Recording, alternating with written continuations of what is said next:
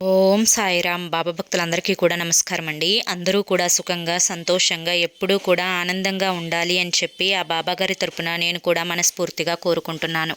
ఈరోజు బాబాగారు అందించే సందేశం ఏంటి అంటే కనుక, తల్లి, నీ అదృష్టం అనేది నా దగ్గర దాచి ఉంచాను, వెంటనే నువ్వు ఈ అదృష్టాన్ని దక్కించుకొని తీరాలమ్మా అని చెప్పి ఏదో తెలియని సందేశంతో బాబాగారు మన ముందుకు వచ్చారండి.